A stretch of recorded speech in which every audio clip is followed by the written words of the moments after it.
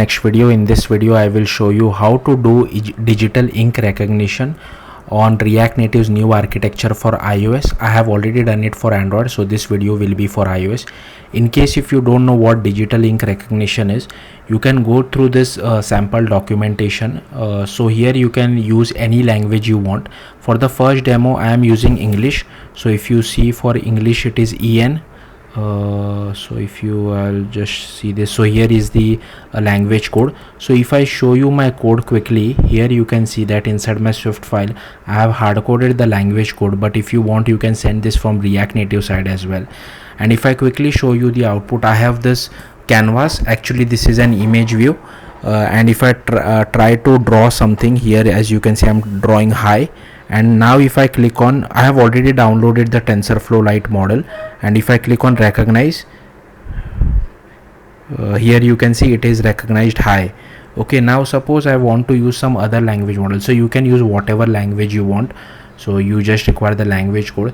There is another cool thing called emojis. So if I just copy this emojis tag or ID, whatever you want to call it, I'll paste it over here and I will rerun my app.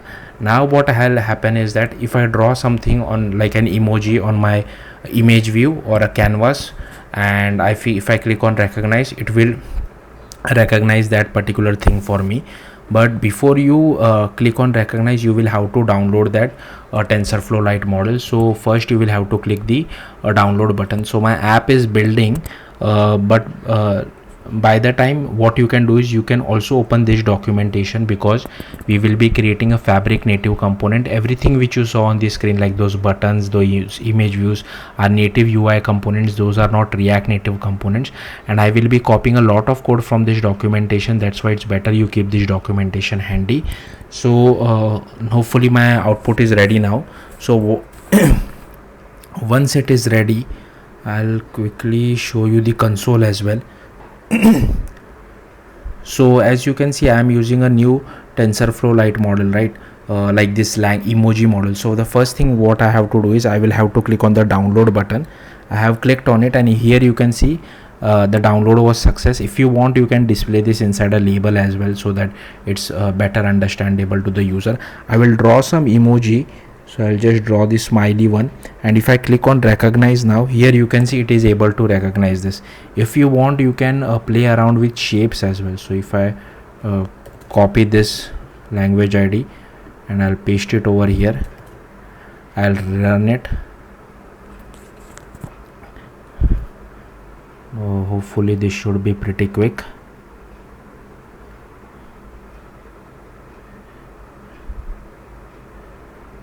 Okay, in the meantime what you can do is here I have created my React Native project, and the very first thing which you will have to do is open your terminal, go to the root of your React Native project, then cd to this iOS directory, and then run this particular command. So running this command will enable the new architecture for iOS. Okay, so hopefully my output is ready now.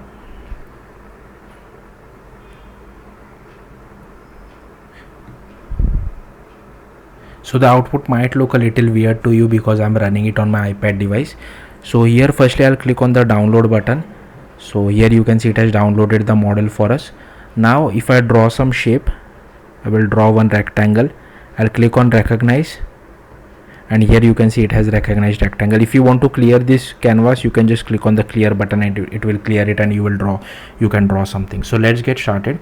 So like I told you, to enable the new architecture you can then run this command. Next I will be copying a lot of code from this documentation now, so keep this documentation handy. Firstly I have created a folder called RTR My Digital Signature. Inside that I have created a package.json file. Again I have copy pasted everything from docs, only this name has been changed, this has been changed, and this has been changed. Then I have created a podspec file. Again I have copy pasted it from docs, and only this name has been changed. Then I have created a JS folder. Inside that I have created a TypeScript file. The TypeScript file name has been changed according to a folder what we have named, and again everything has been copied from docs, and this name has been changed. Then the doc specifies that create an iOS folder. We won't be doing that because we want to write all the code inside the main iOS XE workspace, because we want to make use of Swift. So for that, firstly again open your terminal, go to the root of your React Native project, and firstly run this command. then you will have to do cd dot dot, then you will have to run this command, but here instead of rnapp you will have to write your own project name. As you can see, my project name is rnapp. So over here as well as over here, then you will have to cd to the main iOS folder again. And before you run this command, what you will have to do is you will have to go to iOS, go to pod file, and here you will have to add this particular line. So this will install the MLKit digital ink recognition dependency for us. Then you can cd to your iOS folder inside your terminal and then run this command. So this will install all the dependency for our module as well as digital ink recognition. Then just open the XE workspace inside Xcode. Now firstly, to use it, how to use it. So inside app.tsx, as you can see, I have imported it like this, and then I can use it like this. Okay, simple. Then open the iOS XE workspace inside Xcode. Firstly, I have created this header file. Again, I have copy pasted this from docs, only the name has been changed. So this name has been changed, everything else remains the same. Then create a manager file, Objective-C file, but change the extension to .mm, so it is Objective-C++. Again, I have copy pasted it from docs, only this name has been changed, this has been changed, and this has been changed. Then create an Objective-C file called RTN My Digital Signature. Again, I have changed the extension to .mm, so it is Objective-C++.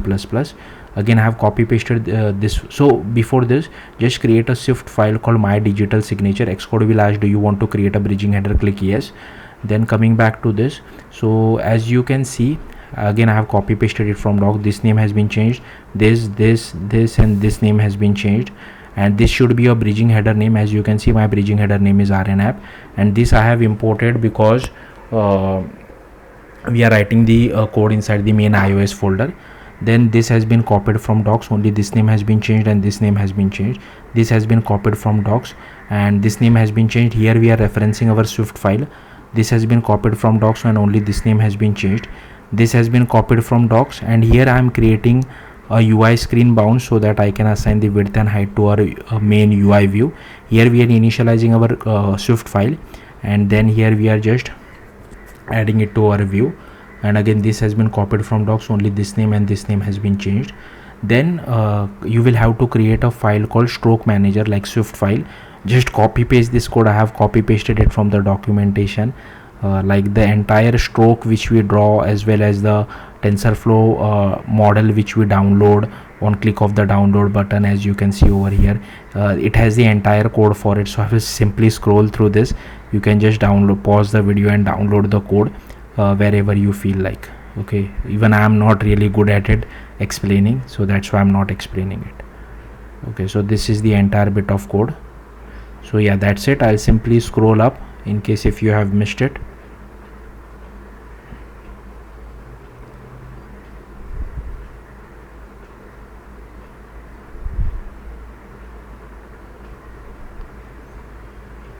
Okay, now you have to create another Swift file called recognized ink. Again, I have copy pasted it from the docs.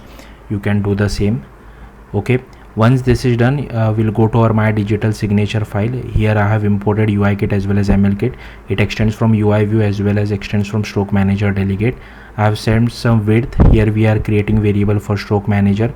This is our last point. Here we are initializing our UI image view. So there are two UI image view, one to draw on it and the second one which recognizes it. Then these are our 4 buttons, and here we are initializing Stroke Manager, passing our language ID. Here we are initializing our like setting some NS layout constraints, setting some title to our button, setting background color, adding image views as well as button to our main parent view.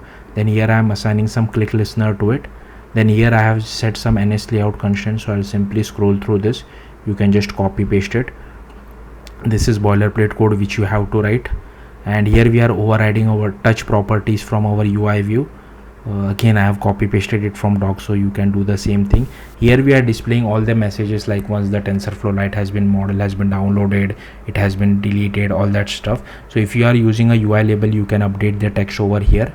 Here this is for clearing ink, this is for redrawing, this is for drawing the line segment. Then here is the click listener for clear button when it is clicked. This is for recognition, this is for deletion, and this is for downloading the model. Then again, I have just copy pasted this drawing from the documentation itself, so you can do the same thing. sorry about that, I'm not really good at this explanation because even I don't understand this code. Then the next is the get ink rect. Next is draw text. So yeah, that's it. So yeah, using this you should be able to do digital ink recognition on React Native for iOS. I already have a video for Android. So yeah, that's it. Thank you for watching. Bye. I'll simply scroll through this up in case if you missed anything. Also, one more thing, do test it on a real iOS or an iPad device. I was not able to run it on simulator. Like, I think there is some in for this MLKit library does not work on a simulator. I faced issue, maybe you might not, but yeah, in case if you face any issue, try to run it on a real iOS device. So yeah, that's it. Thank you for watching. Bye.